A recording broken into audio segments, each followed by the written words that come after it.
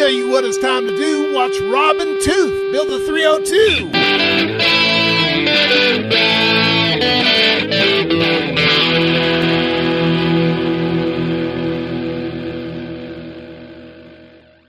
All right, hey now. Hope you all had a nice Thanksgiving. Did you have a nice Thanksgiving? I sure did. Cool. Hannah left for Humboldt yesterday, so she's back up north. Today we're going to continue carburetor calibration. Today we're doing the power mode. Seems Loud Pedal Rob here wants to add more fuel into the secondary, so guess where he's been playing? Yeah, I put a couple hundred miles on the car, had a chance to mash the pedal a little bit, and you know, getting into wide open throttle. But when the secondaries are starting to kick in, it does surge a little bit and is a little flat. So I went to J&M Speed Center. J&M Speed Center in Riverside, a great local speed shop that has survived the super shops, and they have a website too, so I'll put that up. But they, you know, they compete against Summit Racing and Jigs and all Internet those sites. But they had bigger jets, just a pair of them, whereas the kit, you know, has a whole bunch of them, but we just wanted a couple of different ones. Right. So I got 101s, whatever that means. This will be 2 stages richer than the stock version. And that's about where we went on the primary metering side, so it seems to make sense. It sounds like a logical approach. And if we need to get really hungry, I got the 104s. That's for if gas mileage really is no consequence. Gonna kill a few trees, Rob. What happens if you do put bigger jets in there than you really need? Well, if you jump the fence, then you're kind of belching black smoke when you're tipping into it. Yeah, we don't want that. Performance will drop a little bit, but nothing of any great harm. All right, so we take apart the carburetor. We're also going to try different, what are those springs called? Okay, those are for the power valve, springs for the power valve. We're going to put a stiffer one in, which will richen up the power circuit. Just a tickle there. Technical stuff, so hang, I'll film a little bit, and we'll maybe even take a ride after we do the change to see what kind of hot rod we got. There we go. See what changes we made. All right, hang out. All right. I should have grabbed the camera a little earlier, Steve.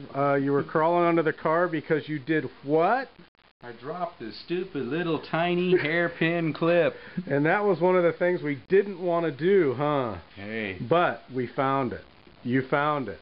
Yeah, lucky me. All right, maybe I should film so it doesn't, so we're a little extra careful, but that was funny.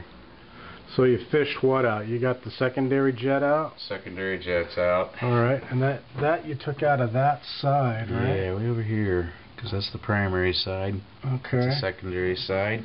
And there's that telltale sediment down there again after we cleaned it out. Told you, it's an ongoing thing.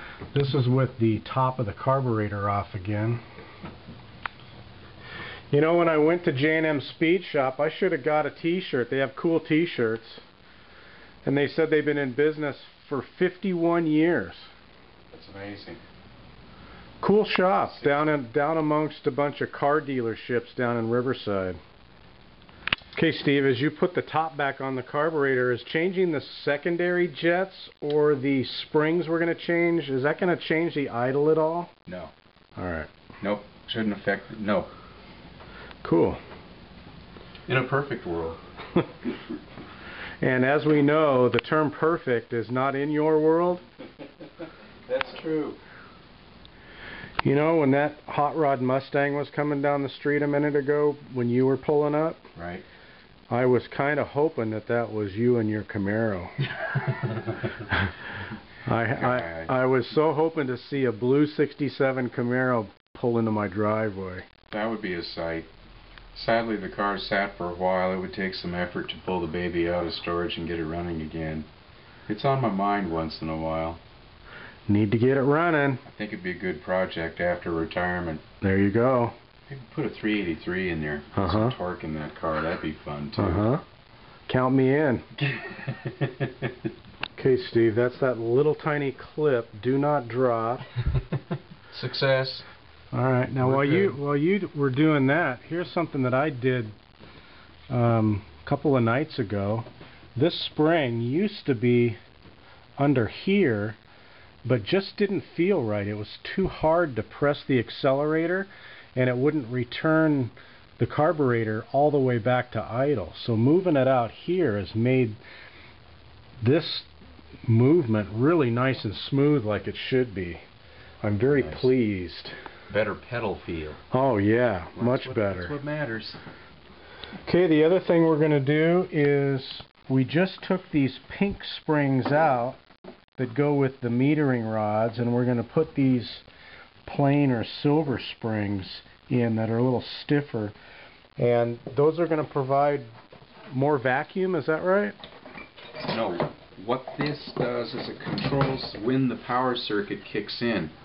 So the spring is always, the little plunger is being pulled down by manifold vacuum. As you get into the throttle and your vacuum drops, as soon as it drops down to, what were those springs rated, 8 psi? 8 inches 8 inches of vacuum.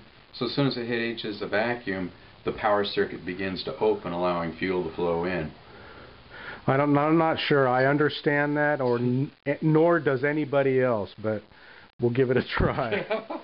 But the silver springs we're putting in are stiffer springs. Right. All right. Which will allow the power circuit to kick in a little sooner. All right. Okay, Steve, we're here on a beautiful day. You've got your vacuum gauge. I'm going to hand you the camera, and we're going to gradually give her gas and take it through the power range. Let's look out for the cops. Okay, we're already into second gear. I'm going to wait till it shifts. Oh, baby. Man, now, no surging, no hesitation. All over it. Oh, man. All right. We should go back and do that again. Yeah, we should. All right, turn that thing off. All right, here's run number 2. We're going to get into it right off the bat.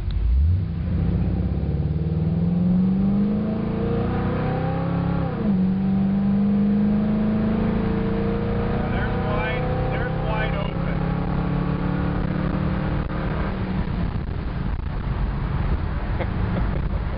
All right, that felt pretty good. It kept pulling.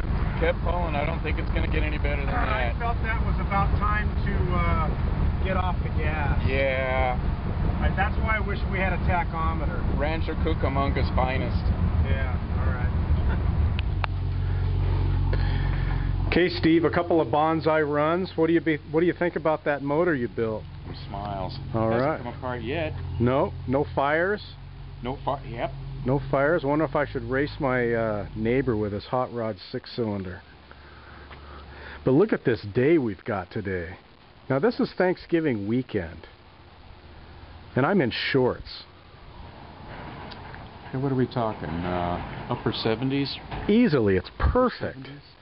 Nice day. So, you know, sorry about all you folks east of the Rockies, but we pay extra for this. I can't help but laugh. What is this, Tooth Man? This is the old valve cover. We cut the top off of this to expose all the adjusters for the valves so we can adjust the valves with the engine running. And what this cover will do is contain all the oil to keep it from splashing every which way and making an absolute mess. And after you cut this, you even painted it. I even painted it. Had some Ford blue around. You know, come on. This is awesome. Couldn't help it. So we put a couple hundred miles on the car since the motor's been running, so now it's time to adjust the valves, right? Right. We'll give it a final adjustment. Hey, this thing will be good for years. Nice. More bonsai runs after we're done. Okay, Steve, so here's your handy-dandy custom valve adjusting valve cover. That's pretty hip. Just enough room to get the socket in there? Yep, that's the idea. There we go. Nice, so we'll start the motor and you'll adjust those accordingly? Right, I'll show you how to do that and let you go at it. I'll do one, you can do the rest. Alright. Okay. You can see what's happening here. You can see the oil coming up the push rods and flowing into the ball socket of the rocker and then down the tip. just perfect. It's working out real good. All right. Ready? So here we loosen it up until we hear it clacking. There you can hear it clacking. Yeah. Now we'll tighten it up until it just stops. There. And another quarter turn. Done. Nice. Okay, totally cool that Steve remembered to bring over the 14-year-old wild turkey. So we only find it too fitting to have a taste and to give the wagon a little bit of 101 octane. All right. We've stepped up the secondary jet. She's getting gas. We could even give it more if we want to. Steve, wild turkey toast on turkey weekend? Absolutely. You should be proud of the motor you helped me build. And as a special little added, the wagon will get her own little dose. Let's see how this works.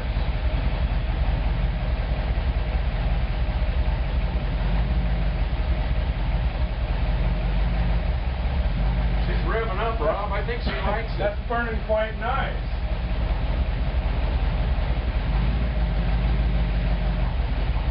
Rob, your hot rod's an alcoholic. Wild turkey in the wagon, gotta love it. There you go, girl. Be good to us. We figured out that this wild turkey is about $500 a gallon, so she got some premium octane just then. Awesome.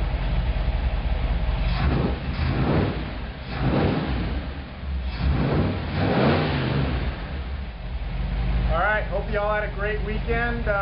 Maybe some shock absorbers or something next. Thanks, Steve. You betcha.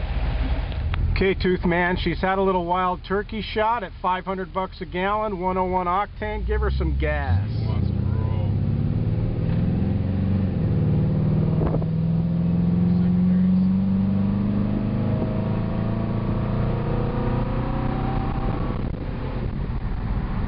How's it feel? Feels nice. It's smooth. No lumps or bumps. I like it. I like it too. All right, everybody. Have a good work week.